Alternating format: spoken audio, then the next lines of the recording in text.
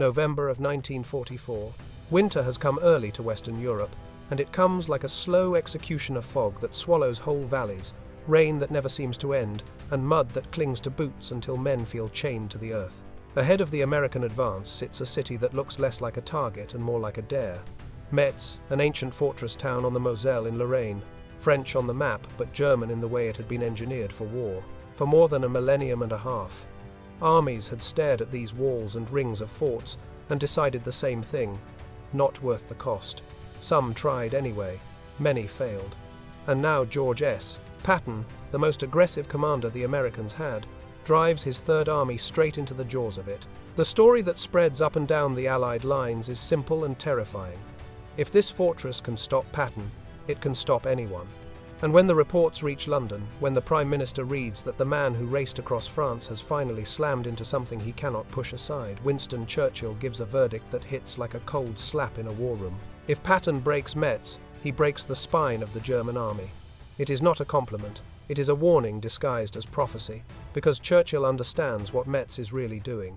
It is not merely holding ground, it is holding time. And time is the one thing the Germans still know how to weaponize. Only weeks earlier, in September of 1944, Patton's Third United States Army had looked like a force of nature. Since breaking out of Normandy in August, his columns had surged forward with an urgency that felt almost reckless, hundreds of miles taken in what seemed like a single breath. Towns liberated, German rear guards swept aside, bridges seized before they could be blown. Patton's method was simple in principle and brutal in application. Never let the enemy recover, never let him reorganize, never let him sleep. Speed was not just a tactic, it was a philosophy. He believed motion itself could be a weapon, because motion created panic, and panic created collapse. For a while, it worked so well it made other commanders nervous. It made the Germans nervous too. But then Patton reached the Moselle River and the fortress system around Metz, and the war changed its rhythm. Here, the enemy did not need to run. Here, the enemy only needed to wait. Metz sat like a locked fist, guarding the approaches to Germany's western frontier and the industrial heartland beyond. The city had been fortified since Roman times, strengthened and re-strengthened through centuries of conflict, but what Patton faced was not medieval stone. After the Franco-Prussian War, when Germany took the region in the 19th century, German engineers turned Metz into something closer to a machine than a city, a system of modern forts built to devour attackers. Over decades, they constructed dozens of interconnected strongpoints in rings around the town, forts dug into high ground, sunk into earth, linked by underground galleries and protected by thick reinforced concrete and armored turrets. These were not symbolic defenses meant to impress. They were functional, designed to survive the heaviest shelling known to modern warfare and keep firing long after surface buildings had been pulverized. Concrete in vital sections could reach the thickness of a house wall stacked several times over tens of feet of reinforced mass that laughed at ordinary artillery. Gun positions sat behind steel shields, machine guns stared down carefully measured kill zones, barbed wire was laid like a cruel geometry across approaches, and minefields hid in grass and mud. The defenders could move unseen through tunnels, reappear from concealed exits, and strike attackers from angles that made no sense to men trapped above ground. If Patton's army was built for movement, Metz was built to make movement suicidal. Patton's intelligence staff assured him the fortress was undermanned, that the Germans were exhausted, that the fortifications were old and could be taken quickly by modern American firepower. It was the kind of assessment that felt reasonable in the glow of recent victories. Third Army had chewed through field defenses across France that looked formidable on paper. Surely concrete forts, even impressive ones, could be cracked with air power, artillery, and aggressive infantry. But the German commanders in Metz did not think in paper terms. They thought in angles, in overlapping fire, in the certainty that if they could hold long enough, something else would happen, weather would turn, Allied supplies would tighten, Allied commanders would argue, and perhaps the Germans could set the terms of the next battle. They gathered a composite garrison, fortress troops, remnants of battered units, artillery specialists, training formations, stragglers who could still shoot straight, and elements of tougher divisions mixed into the line. The number of defenders may not have matched the sheer mass of Third Army, but Metz did not require equal numbers. Metz multiplied men, and the Germans had something else Patton could not ignore: orders. Adolf Hitler personally designated Metz a fortress city to be held at all costs. The message was clear enough that even a wounded private could understand it. There would be no withdrawal. There would be no negotiated surrender. Any commander who capitulated without approval would be treated as a traitor. In other words, the garrison was being chained to its concrete. That made it both more dangerous and, in a strange way, more predictable.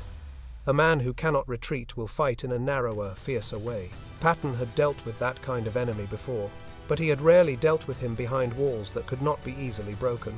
The first attempts to storm Metz in mid-September were a series of shocks. Infantry trying to cross the Moselle ran into machine gun fire that seemed to come from the ground itself. Artillery barrages that would have shattered field positions produced little more than scars on concrete. Tanks, the weapons that had symbolized Patton's speed and power, found themselves trapped in narrow approaches, unable to elevate guns high enough to hit armored cupolas, channeled into zones where anti-tank weapons could pick them off. Patton could not simply drive around Metz as he had driven around so many other obstacles, not without leaving a fortress bristling behind him on his supply lines, a clenched hand ready to cut his lifeline. Metz was the kind of place you either neutralized or it neutralized you. And as September slid into October, Patton's advance, for the first time since the breakout, began to stall. The situation grew worse as the Allied supply picture tightened. Fuel and ammunition were never infinite, and decisions made at the top did not always fit the needs of the front line. Resources were being pulled toward other operations, other priorities, and Third Army felt the pinch at the exact moment it needed abundance. Patton, who built his identity on fast, sweeping maneuver, now found himself forced into something he despised: siege warfare. Slow, methodical, attritional, a kind of fighting where every yard cost blood and time, and the enemy's strength was measured not in movement but in endurance. In late September, Patton decided to make an example of one of Metz's strongest outworks, Fort Driant, a major position southwest of the city that seemed, on the map, like a key. If it fell quickly, perhaps the myth of Metz would crack, perhaps German morale would fracture, and the whole ring would begin to unravel. Intelligence suggested the fort might be lightly held, a thin garrison that could be overwhelmed by shock. Reality was a different animal.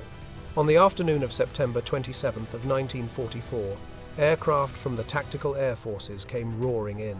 They dropped heavy bombs, 1,000-pounders, and raked the ground with fire that churned dirt and smoke into towering columns. The strikes looked spectacular from a distance, the kind of violence that makes commanders believe the target must surely be crushed. But when the smoke thinned, the fort still sat there, wounded on the surface yet alive underneath. The concrete had absorbed the punishment like a deep-buried bunker built to do exactly that. Then came the artillery, big guns, sustained fire, the kind of barrage meant to soften a position before infantry moves in. Shells slammed into the fort and burst, but much of the destructive energy bled harmlessly into reinforced mass. Buildings could be leveled by such fire. A fortress designed for it could survive. When the infantry finally advanced, men of the 5th Infantry Division pushing forward with support from tank destroyers, they stepped into a nightmare stitched together by engineering. Machine guns fired from armored turrets that seemed invulnerable. Mortars dropped rounds from positions that could not be located. Wire, some of it hidden in grass, snagged soldiers in the open. Men who tried to cut through became targets. The tank destroyers, built to kill moving armor, could not elevate their guns enough to hit the turrets properly. When they shifted to find angles, German anti-tank weapons struck them, and burning vehicles became landmarks of failure. By nightfall, the assault was bleeding out. Casualties mounted in the attacking companies until the units felt hollowed.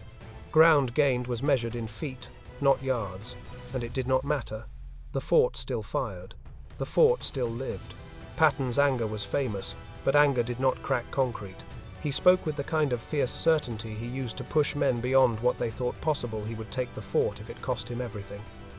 More troops went in. Engineers carried Bangalore torpedoes, satchel charges, anything that could blast wire and openings. In early October, a renewed effort finally gained a precarious foothold on part of the fort's exterior, an exposed section where Americans could cling to the roofline and try to push deeper. For days, the fighting became surreal. Americans above tried to blast through concrete while Germans beneath moved through tunnels like ghosts, emerging from hidden exits to strike from unexpected directions. Radios failed underground. Runners died, carrying messages across open ground. Artillery support became a cruel gamble because shells that hit the fort could just as easily hit the Americans perched on it.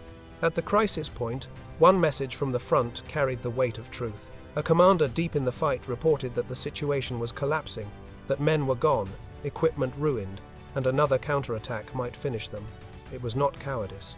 It was mathematics. Fort Driant could not be taken by direct assault with the methods and resources available, not without consuming units until they ceased to exist as units. And the structure of Metz's defenses made the sacrifice even more senseless. Neighboring forts could fire into the same battle area, turning a single assault into a crossfire trap. The longer Americans clung to the fort, the more they were punished not only by the defenders beneath them, but by other positions in the ring. Metz was not one fortress.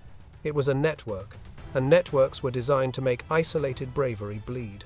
In early October, after days of grinding losses and little progress, Patton gathered his commanders and faced the kind of decision that haunts generals: to stop. Hundreds of American casualties had been paid for almost nothing. Units were fraying. Battle fatigue was eating men from the inside. Other operations around Metz offered more promise than continuing to bash against Fort Driant's teeth. Patton ordered the assault abandoned. Under cover of darkness, American forces withdrew, destroying what they could not carry away, detonating charges to deny the enemy any advantage from the remnants. The withdrawal was a bitter thing. It was not defeat in the strategic sense, but it felt like a psychological jolt. Third Army had been unstoppable, and now it had been stopped by one fort among many. As the siege dragged on, the reports reached London with an unusual tone surprise mixed with unease. Churchill had watched the war long enough to recognize patterns. He had seen German troops fight like professionals in hopeless positions, seen them turn terrain into fortresses in North Africa and Italy, seen them bleed opponents white even when the broader strategic picture was collapsing. When he heard that Patton's momentum had stalled at Metz, he did not treat it as an American embarrassment. He treated it as a strategic signal. Metz mattered because it guarded routes into Germany. It mattered because it protected industrial regions that still fed the German war machine. But it mattered even more because of what it represented: a psychological linchpin. If Metz held, it implied that the Germans could still build walls that Allied power could not break quickly. If Metz fell, it shattered the myth of invulnerability the Germans desperately needed to project. In discussions with his chiefs, Churchill delivered the line that traveled like electricity through Allied command: if Patton breaks Metz, he breaks the spine of the German army. The meaning was simple: break this, and the German defensive confidence already cracked might finally splinter. Churchill also made another observation, one colder and more unsettling: a professional respect for the enemy's stubborn competence. He was not praising the Nazi cause, he was acknowledging a soldierly reality. Germans, properly positioned and determined, could make war feel like it belonged to an older, darker age, where victory was bought only with endurance. It was the kind of statement that did not comfort commanders, it prepared them for worse. In the Allied headquarters, the stalemate at Metz sharpened concerns. Third Army was supposed to be pushing toward the Rhine, not bleeding itself in a fortress ring. Every week spent at Metz gave German forces elsewhere time to regroup, to establish lines, to pull order out of retreat. In late autumn, the Allies began allocating heavier tools, more artillery, specialized engineer units, equipment meant for reduction rather than pursuit. But resources alone would not solve the problem. A fortress system like Metz did not yield simply because more shells fell on it. It yielded when it was isolated, choked, and forced to realize it had become an island. By early November of 1944, Patton was ready to try again, but not the same way. The new plan was not a dramatic frontal punch. It was something more patient and, for Patton, more unnatural: encirclement. Instead of battering the strongest fortifications head-on, American divisions would bypass them when possible, cut roads and rail lines, seize ground that mattered more than concrete, and isolate each fort from resupply and relief. The aim was to turn Metz's greatest strength, its interconnected system, into a weakness by severing the connections. It was elegant on paper and brutal in the field, because the weather turned the battlefield into a swamp. Rain hammered the land until roads became ribbons of mud.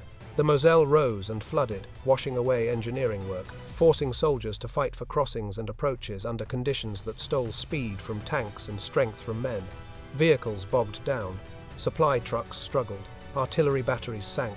Movement became a slow wrestle against the earth itself. But the new method began to work because it attacked the fortress system at its throat rather than its teeth. American units maneuvered around strong points, seized villages and high ground, and cut routes. German garrisons in the outer forts suddenly found themselves in a nightmare, still protected by concrete, still able to fire, but no longer connected to the world. Ammunition began to run thin, food became precious, morale rotted in the dark. A fort is terrifying when it is part of an army. A fort is a tomb when it is alone. By mid-November, the encirclement tightened. Metz was surrounded. The city that had seemed like a shield now began to look like a trap for the men inside it. The German commander's situation turned impossible. Hitler's orders still forbade surrender, and yet no relief force was coming.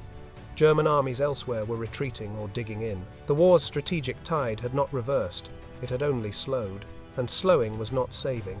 As American forces pressed into the outskirts and then into the city, the fighting turned intimate street by street, building by building, each intersection a killing zone. Defenders had fortified structures, turned cellars into firing points, used rubble as cover. But the Americans held advantages that could not be wished away. Numbers, artillery support, control of the approaches, and the tightening ring that made every German loss permanent. In late November, the organized resistance inside the city began to collapse. German leadership faltered. Some commanders were captured, wounded, and dragged from underground positions that had once seemed secure. Parts of the garrison surrendered in groups. But the forts, the stubborn heart of Metz, did not fall all at once. Even after the city itself was effectively taken, key fortifications continued to hold out. Fort Driant, the same position that had humiliated Third Army weeks earlier, still resisted. Other forts did too. For the Americans, the campaign became an exercise in methodical reduction. Cut water, cut power where possible, maintain pressure with artillery focused on specific firing points, deny movement, wait. The kind of patience that feels like cruelty because it is slower than battle, but it prevents the kind of suicidal assault that Fort Driant had already proved it could consume. When Fort Driant finally surrendered in early December of 1944, it did not happen with a dramatic storming party or a cinematic flag raising. It happened the way sieges often end, with exhaustion. A garrison starved of hope, short of ammunition, abandoned by any realistic chance of rescue, emerged from the underground to surrender. American officers who walked the fort afterwards saw the truth in concrete corridors and hidden chambers. The place had been even more formidable than early intelligence suggested. It was a fortress designed not only to resist attack, but to punish the attacker for believing speed and courage were enough. As the last forts fell and the Metz complex finally became quiet, the numbers began to settle in. Thousands of German prisoners were taken in the city itself, and tens of thousands more were captured as the broader Lorraine, fighting unfolded men who would not be available for the next defensive line, men who could not be conjured out of thin air by propaganda. The cost to Third Army was heavy. Months of fighting, enormous expenditure of ammunition, vehicles lost, units worn down. Metz was not a clean victory. It was a grinding proof, and that is where Churchill's line returns with its full weight. If Patton breaks Metz, he breaks the spine of the German army. The prophecy was not that Metz alone would decide the war. It was that Metz would decide a belief, the belief that Germany could still hide behind fortifications and delay defeat indefinitely. By breaking Metz, the Americans demonstrated something that echoed beyond the Moselle. No defensive position, no matter how historically revered or technically engineered, was immune if the Allies were willing to apply enough pressure in the right way. The old myth of an impregnable fortress began to die in the mud of Lorraine, not because Patton suddenly became a siege general by nature, but because he was forced to learn what every successful commander learns sooner or later. Aggressiveness is only power when it is matched to reality. For Patton, Metz was a lesson carved into him deeper than medals or headlines. His initial instinct to punch through, to seize quickly, to overwhelm by shock had failed catastrophically against concrete and tunnels. The victory came only when he accepted a tactic he disliked: patient encirclement, systematic isolation, and the willingness to let time become an allied weapon instead of an enemy's. In private, he admitted the fortress was harder than expected, and that the defenders fought with skill and stubbornness. The war at Metz did not reward bravado. It rewarded adaptation. In Allied headquarters, the broader lesson was just as sharp. Fortified positions required specialized approaches. Mobility and firepower, the tools that had carried the Americans across France, were not magic keys for every lock. Sometimes victory demanded engineers as much as tankers, patience as much as speed, calculation as much as courage. British commanders who had doubted American ability in siege conditions had to acknowledge what Third Army had done, reduce a major fortress system while still operating across a wide front. Even rivals and skeptics could not ignore it. And so, when Churchill received the final reports in December of 1944, his satisfaction was braided with something grimmer: recognition of the price. The Americans had proven they could reduce any defensive position if they were willing to pay in time, in ammunition, in exhaustion, and sometimes in lives. That was not just a compliment to American determination, it was a warning about the road ahead. Germany was still full of rivers, ridges, towns, and lines that could be turned into fortresses. If Metz had consumed weeks and thousands of casualties, what would the heartland cost? Yet Metz also delivered a psychological blow that the German army could not easily repair. Propaganda had promised that fortress cities could stand. Generals had hoped that concrete could compensate for shrinking reserves. Soldiers had been told that certain positions were unbreakable. When Metz fell, it sent a signal through the German defensive system. The walls were not salvation. The Allies would not always smash frontally, but they would come around, cut off, strangle, and reduce. A fortress could delay, but it could not redeem. And when that belief breaks, it breaks quietly at first. Like hairline cracks in concrete, then suddenly, in a single cold moment, the entire structure gives way. That is why the line mattered. That is why it traveled. Churchill was not simply narrating a battle, he was naming the psychological hinge of a campaign. If Patton broke Metz, he broke more than a city. He broke a posture, a confidence, a last illusion that disciplined defense and concrete could still change the outcome. Patton did not win at Metz the way he wanted to win. He won the way the battlefield forced him to win. And when the fortress that had mocked direct assault finally surrendered, the victory did not sound like a cheer.